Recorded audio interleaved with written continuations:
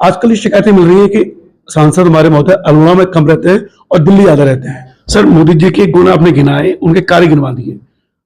अल्मोड़ा के लोग ये चाहते हैं कि हमारे सांसद हमारे लिए क्या कर रहे हैं। वो नाराज और खफा भी बहुत है आपसे। ये सुनने में आ रहा है कि 2024 में आपका टिकट शायद कट सकता है। क्या इस तरह की सूचना है या ये सिर्फ भ्रामक खबरें हैं? ये बच्चे को क्यों लेके आ गए आप? ये आप बाल मजदूरी मत कराइए। तो मैंने कहा सर, ये तो मेरे बेटा से घूम तो आया, देखा कि अल्मोड़ा के हैं और अक्सर अल्मोड़ा की तरफ जितने भी गाँव है और रामनगर से टच है। धनगढ़ी नाले, जैसे यहाँ पे जो रामनगर से जब हम पहाड़ की तरफ जाते हैं, वहां से आगे निकल जाइए आप, सबसे ज्यादा अछूता रहा है ये रामनगर। तो हमारे इस रामनगर से पहाड़ की तरफ जो जा रहे हैं, उससे ऑल वेदर रोड कभी मिलेगी?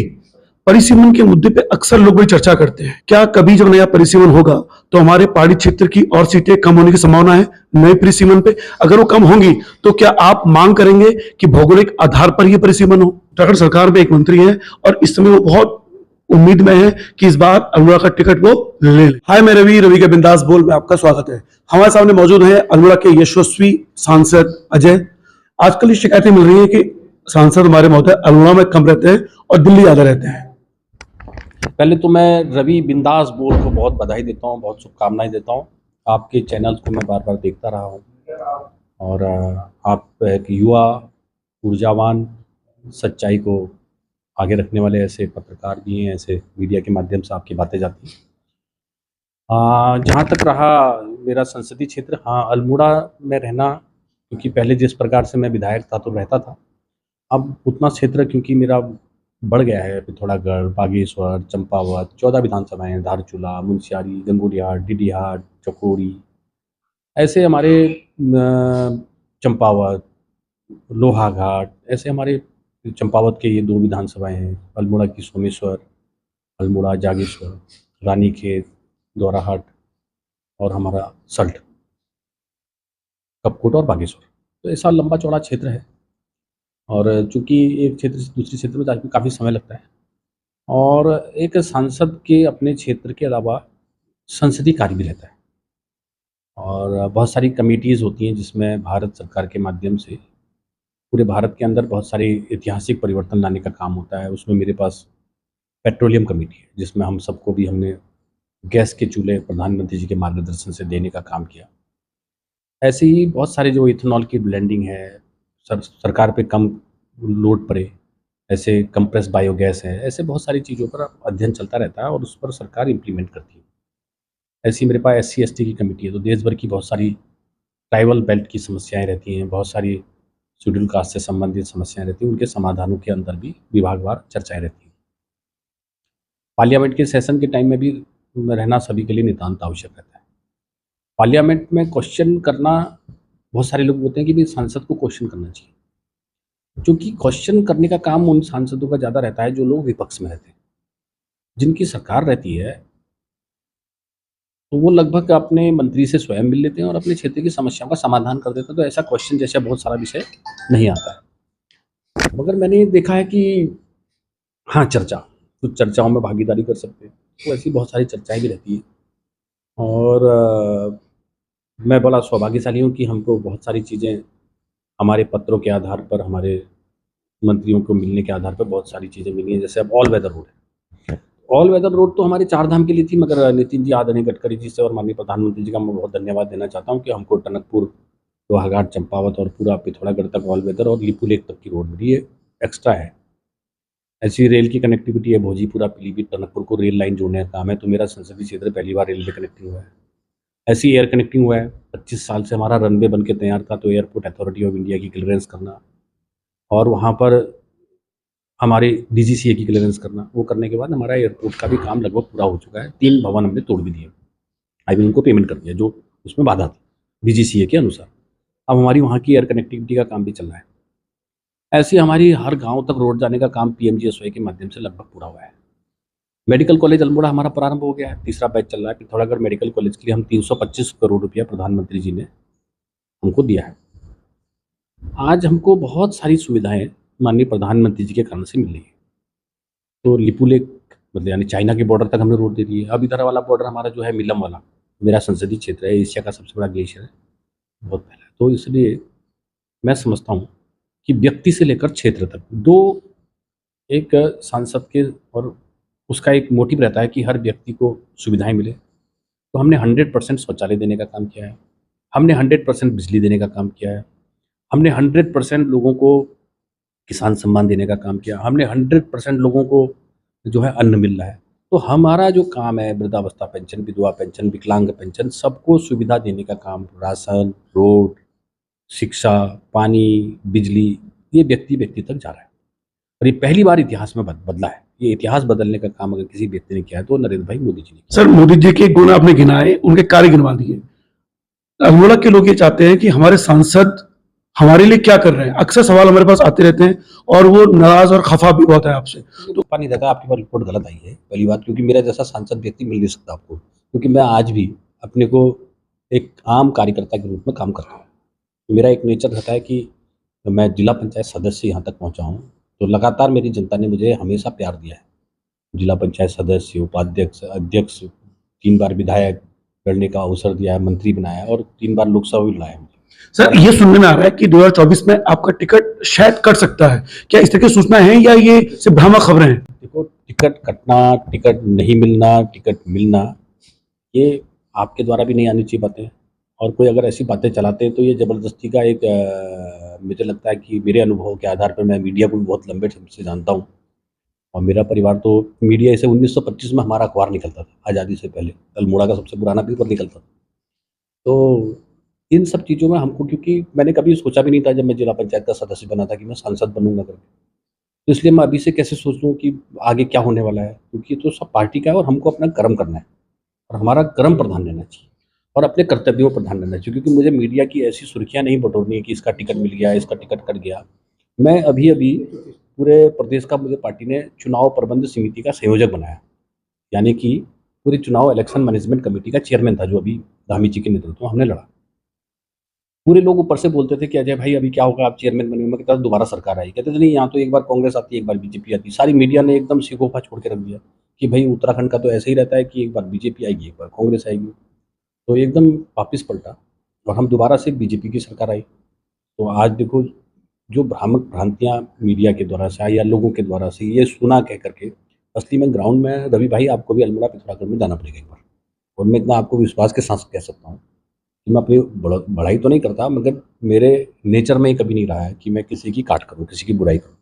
तो देखिए, मैं आपके नेचर की बात करूं तो जो लोग इस इंटरव्यू को देख पा रहे हैं, जब मैंने पहली बार अजय टमटा जी का इंटरव्यू लिया था, जब चुनाव के परिणाम आए थे, तो उसमें मेरा बेटा भी वहां घूमते घूमते आया था, तो उसने कैमरा पकड़ा हुआ था, तो आपने तुरंत छुट्टी कहा, ये बच्चे को क्यों लेके आ गए आप, ये बाल मजदूरी मत कराइए। तो मैंने कहा सर, ये तो मेरे बेटा से घूमते आया।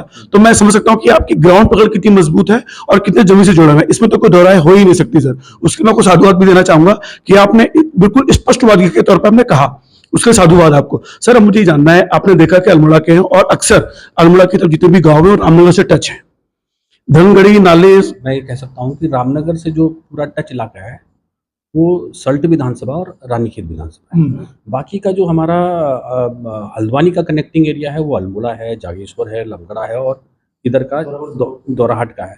इतना ये इधर का टच है। पिथौरागढ़ का भी बहुत सारा लोग हमारा हल्द्वानी रहते हैं और उधर जो है हमारा चंपावत और लोहाघाट और पिथौरागढ़ के लोग खटीमा और उधर का टनकपुर का टच है। तो ये 3 जगहों को हमारा डिवीजन हो जाता है। तो इसलिए मैं ये कह सकता हूँ कि ठीक है, 2-3 विधानसभाओं के लोगों का रामनगर से बहुत टच होता है, 2-3-4 विधानसभाओं का हल्द्वानी से और 4-5 विधानसभाओं का टच ज़्यादातर टनकपुर की तरफ। तो इसलिए क्या है कि चारों तरफ से दिशाएँ हैं। उधर मेरा नेपाल है, फिर वहाँ मेरा चाइना और तिब्बत का बॉर्डर है। तो चाइना और जब नेपाल वाला टच भी मेरा बहुत अच्छा है। क्या है कि प्रॉब्लम कि नेपाल के लोगों का हमारे साथ बहुत पिथौरागढ़ में आत्मीयता का संबंध है, धारचूला में है। तो इसलिए ये बॉर्डर का बहुत लाभ है। लोग ठीक है। और सल्ट मेरी बहुत खूबसूरत विधानसभा है और सल्ट का एक बड़ा सौभाग्य है कि यहाँ टूरिज्म को बहुत स्कोप मिला है रामनगर की वजह से, जिम कॉर्बेट की वजह से। लोगों में बहुत सारा रोजगार का भी अच्छा साधन है और यहाँ रामनगर में जो होटल रेस्टोरेंट ये मिले हैं, तो मेरे रानीखेत और सल्ट के लोगों को बहुत अच्छा रोजगार यहाँ मिलता है। तो सर, जैसे यहाँ पे जो रामनगर से हम पहाड़ की तरफ जाते हैं, वहां से आगे निकल जाइए आप, सबसे ज्यादा अछूता रहा है ये रामनगर। धनगढ़ी नाल में आप दिक्कत दे सकते हैं, वो तकनीकी खामियां रही हैं और जगह ऑल वेदर रोड मिल गई है। तो हमारे इस रामनगर से पहाड़ की तरफ जो जा रहे हैं, उससे ऑल वेदर रोड कभी मिलेगी? मुझे अच्छे ढंग से याद है कि माननीय यहाँ के रामनगर के विधायक जी और उस समय तत्कालीन सल्ट के विधायक जी सुरेंद्र जीना जी, हम लोग जब उस बार केंद्र सरकार में हमारी सरकार बनी थी मोदी जी के नेतृत्व में, तो हम नितिन जी के पास भी गए थे और उस समय हमने ये वाले जो पुल हैं, अभी भी ये 4-5 साल से नहीं बन पा रहे, तो हमने इन पुलों की बात करी थी, तो और हमको बजट पे एलोकेशन हुआ था। मैं परसों पता भी कर रहा था कि भई ये पुलें हमारी बननी चाहिए और ये बन क्यों नहीं पा रही है। अब ये इस पर अभी क्या है, इसको हम लगातार प्रयास कर रहे हैं। पिछले दिनों भी घटना घटी थी। इन रोडों को भी हम किसी तरह से डेवलपमेंट हो। एक हमारी रामनगर से लेकर के रानीखेत भिकिया सेन वाली रोड, इसके लिए हमारा एनएच को हमारा पास हो गया है, सैद्धांतिक स्वीकृति मिली है, विधिवत स्वीकृति मिलनी है। ये रोड हमारी अगर बन जाएगी तो हमारी एक बहुत कनेक्टिंग रोड हमारी फ़ायदा हो जाएगा। मैं आपको एक नया बात बताना चाह रहा हूँ कि रामनगर से लेकर के चकोटिया तक का हमारा रेलवे का हमने सर्वे का बात किया है, मैंने किया है, और वो सर्वे को भारत सरकार ने स्वीकारा है और उस पे सर्वे भी चला है। जैसे टनकपुर से लेकर बागेश्वर तक की रेल लाइन का सर्वे, प्रधानमंत्री जी ने उसकी घोषणा भी कर दी है। तो ये हमारी रेलवे कनेक्टिंग भी अगर होंगी तो ये इसी क्षेत्र से होंगी, रामनगर से। और ऐसा हम नहीं कह सकते कि छूटा रह गया है, ये कहना ठीक नहीं है। आज आप सल्ट के अंदर देखिए कि बहुत सारे रोजगार के साधन हुए। जिस प्रकार से पहले था वैसा अब नहीं है। हर गांव-गांव तक सड़कें हैं, सब जगह पानी का काम चल रहा है। हमारे उस क्षेत्र के विधायक, जनप्रतिनिधि सब लोग मिल-मिला करके सब लोग जो भी काम कर रहे हैं, भारत सरकार की योजनाओं का लाभ हम हर जगह दे रहे हैं। कोई जगह हम छोड़ नहीं रहे कि मैं नॉर्थ ईस्ट का मैं मंत्री रहा, जब मैं नॉर्थ ईस्ट गया, अरुणाचल, मणिपुर, मेघालय, मिजोरम, मैं वहाँ का प्रभारी मंत्री के रूप में भी मैं जाता रहता था। तो मैंने देखा है कि प्रधानमंत्री जी के आने के कारण से हर भूभाग, हर व्यक्ति को समानता, सबका साथ, सबका विकास, सबका विश्वास, ये कहा ही नहीं है, ये करके दिखाया है। 2 सवाल मैं और लूंगा आपसे, उसके बाद आपको मैं फ्री करूंगा। सर, सबसे बड़ी बात, परिसीमन के मुद्दे पे अक्सर लोग बड़ी चर्चा करते हैं और आपने कहा जैसे धारचूला हमारी सबसे बड़ी विधानसभा है और उसमें हरिद्वार पूरा समा जाएगा। हरिद्वार के पास 11 विधायक है और धारचूला में एकमात्र विधायक कह सकते हैं क्षेत्र के अनुसार। क्या कभी जब नया परिसीमन होगा तो हमारे पहाड़ी क्षेत्र की और सीटें कम होने की संभावना है नए परिसीमन पे? अगर वो कम होंगी तो क्या आप मांग करेंगे कि भौगोलिक आधार पर ये परिसीमन हो? देखो, ये बात सच है और ये बात इसलिए भी सच है कि मेरे पास जैसे 14 विधानसभा है, 4 जिले, और मैं इतना ज़रूर मानता हूँ कि मेरी अगर एक विधानसभा को आप उठाकर देखेंगे तो दिल्ली एनसीआर से बड़ी होगी, उसका क्षेत्रफल।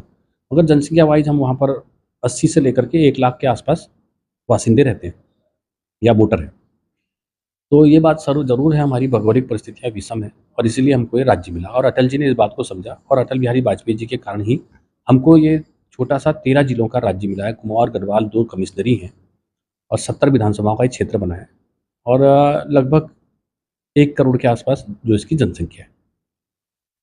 तो ये इन भावनाओं को देखकर ही हमको अटल जी ने ये राज्य दिया और हम बहुत धन्यवाद करते हैं कि हमारा एक सरकार बनी, हमारे राज्य के विकास की कल्पना को हम पूरा करने जा रहे हैं। पहले हमारे पास 2009 तक 17 विधानसभाएं थी, ऐसा नहीं है कि नहीं थी, तो हमारे 14 हो गई है वो विधानसभाएं। तो उस समय भी मैं विधायक के रूप में भी था, तो मैंने उस समय भी सांसद 2009 के बाद की घटना है, 9 में हमने 17 विधानसभा चुनाव लड़ा। तो मैं कह सकता हूँ कि वास्तव में यहाँ पर हमको अब विधानसभाएं नहीं घटने देनी चाहिए, क्योंकि लगातार पलायन हो रहा है। पलायन धारचूला से, पिथौरागढ़ से, बागेश्वर से, अल्मोड़ा से, चंपावत से, इन सभी जगहों से पलायन मैदान की तरफ हो रहा है। रामनगर है, ऊधम सिंह नगर है, हल्द्वानी है, खटीमा है, टनकपुर, इन जगहों हो रहा है। मगर मूलतः ये सारे लोग अपने गांव तो इनके पहाड़ में ही हैं। इसलिए क्या है कि मैं जैसे कहता हूँ कभी-कभी कि भाई जाके पोस्ट ऑफिस में खाता खोलो, कल के दिन पिन कोड भी गायब हो जाएगा। तो इसलिए इस पलायन को हम ही लोग करने वाले हैं, कोई दूसरा नहीं करने वाला है। तो इस पलायन को बदलने के लिए और हमारे पहाड़ की जो गाँव हैं उसमें हम लोग स्थायी बने रहें और आते जाते रहें। हमारे घर देवता तो वहीं है, देवतन के पूजन के लिए जिन हमको जाना पड़ो, तो एक दिन अपने गाँव में जाना शुरू करें। सर, 2024 के चुनाव की तैयारियों के लिए आप कितना आश्वस्त हैं अपने टिकट के लिए? दूसरा, ये चर्चा है कि शायद जो इस उत्तराखंड सरकार में एक मंत्री हैं और इस समय वो बहुत उम्मीद में है कि इस बार अल्मोड़ा का टिकट वो ले लें। देखो, मैं चुनाव को लेकर के आपने बोला और आपने एक बात और बोली कि नरेंद्र भाई मोदी जी ने इतने काम किए। मैं अल्मोड़ा का एक वीडियो दिखाऊंगा आपको कि प्रधानमंत्री जी ने खुद ही इस बात को एक दिन सबके सामने कहा कि हमारे प्रधानमंत्री जी का एक बहुत अच्छा नेचर है कि सभी सांसदों के साथ बैठते हैं और उनके अनुभव को भी लेते हैं। अभी क्लस्टर की बैठकें चल रही है, आपने देखा होगा एनडीए की, और हमारी हर मंगलवार भी बैठते हैं और हर बार हमसे चर्चा करते हैं। और चर्चा का परिणाम ही है कि हमको ऑल वेदर रोड मिली, चर्चा का परिणाम ही है हमको ट्रेन मिली, चर्चा का परिणाम ही है कि गाँव तक सड़कें मिली, चर्चा का परिणाम है कि लिपू लेक तक की रोडें मिली। और आज जितनी भी योजनाएं चल रही हैं प्रधानमंत्री जी के विजन से, वो उनकी विजनरी सोच है और विजनरी सोच तभी है कि कि हम सब सांसदों को प्रधानमंत्री जी का आशीर्वाद है और सभी सांसदों को देश का आशीर्वाद, देश की जनता का आशीर्वाद है। तो इसलिए जनता का आशीर्वाद जब जब भी मोदी जी को मिलता रहेगा, सांसदों को मिलता रहेगा और सरकारें बनती रहेंगी, और जो हम लोग कल्पना कर रहे हैं कि भाई जो अमृत काल है, अमृत काल में जो 2047 है, वो भारत की विकसित देशों में श्रेणी में ला के रहेगा। इसलिए हम जो आज 5वीं शक्ति के रूप में देश के आए, आने वाले टाइम में हम दूसरी शक्ति में आएंगे। तो सब मिलजुल कर ही इस देश में काम करते हैं। गांव का प्रधान भी तभी काम करता है जब प्रधानमंत्री जी कोई योजना चलाते हैं। ऐसा नहीं है, ये सामूहिक जिम्मेदारी है। ये आज हम लोग बिल पास कर रहे हैं, अभी हमने फॉरेस्ट एक्ट 1980 का एक्ट पास किया है। वो किस लिए पास हुआ है? वो इसीलिए पास हुआ है कि भारत के अंदर बहुत सारी समस्याएं फॉरेस्ट को लेकर के। अभी जैव विविधता बोर्ड के जैव बायोडाइवर्सिटी एक्ट पास हुआ है। किसके लिए पास हुआ है? हमारे लिए पास हुआ है, हमारे लोगों के लिए पास हुआ है। तो इसलिए ये सारी चीज़ें एक साथ जुड़ी हुई है। सांसद, प्रधानमंत्री जी और देश के आम जनप्रतिनिधि, चाहे वो त्रिस्तरीय पंचायत, ये सब मिलजुल के काम होते हैं। और रहा टिकट का, देखो भाई टिकट का तो भविष्य में तो कल भी आप कुछ नहीं कह सकते हो, कल क्या होने जा रहा है। और इसलिए मैं ज़्यादा इस पर बहुत ज़्यादा कमेंट्स भी नहीं करता और मैं इसकी बहुत ज़्यादा तैयारी भी कभी मैंने नहीं की। मुझे जब भी, मैं तो एक जिला पंचायत का सदस्य था, मुझसे कहा विधायक लड़ो, विधायक लड़ने चला गया। मैं मंत्री था यहाँ उत्तराखंड राज्य में, कैबिनेट मंत्री था, तो मुझे कहा गया कि आप सांसद लड़ना है, मुझे सांसद लड़ा दिया। मैं हार भी गया उस बार 2009 में।